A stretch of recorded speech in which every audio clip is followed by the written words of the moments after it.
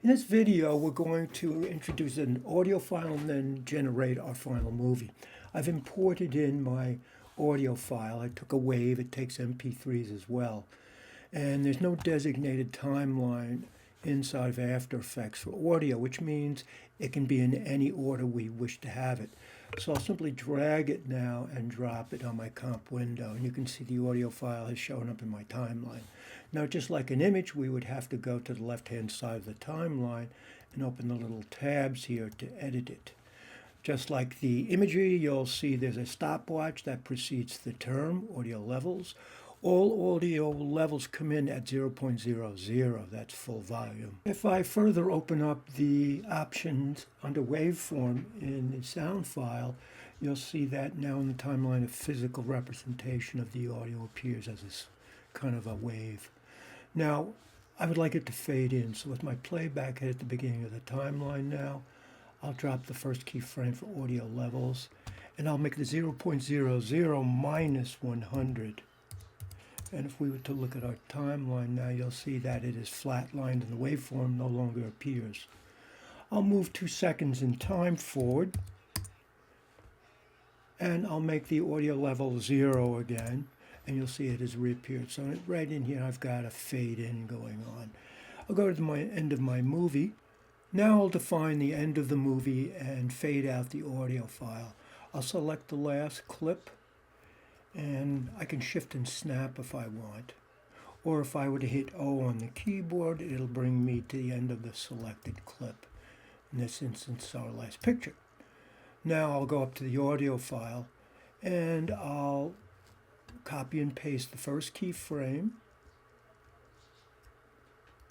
selecting it, Command-C, Command-V, and then I will go to the second one, Command-C to copy. I'll back up 2 seconds in my timeline here. And if I would hit Command-V, I have the fade out I want. So now I want to define the whole movie at that point where the audio fades out. Again, we need to go in and set the work area bar. Now, often enough when we zoom in, we don't see the right-hand side of the work area bar. So if I were viewing my timeline as such, I don't see the end of it here. So I would have to hit minus on the keyboard with the timeline selected until it appears down here. And then I could shift and snap it to the location of the last keyframe. Now, I find it more convenient to know the key quick for this. So if I was again to select the last clip, hit O for out, and then hit N on the keyboard, the work area bar will adjust to that point in time. Now, by default, After Effects is set for an MP4. So I'll go up to Composition, and I'll go to Add to Render Queue.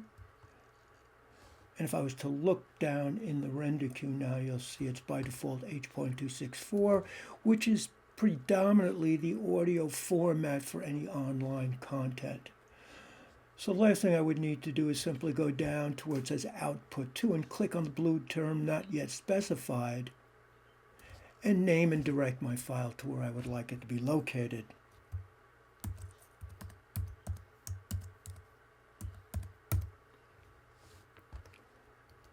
And then once I've saved it, I would simply click on that render button at the far right-hand side of the render queue.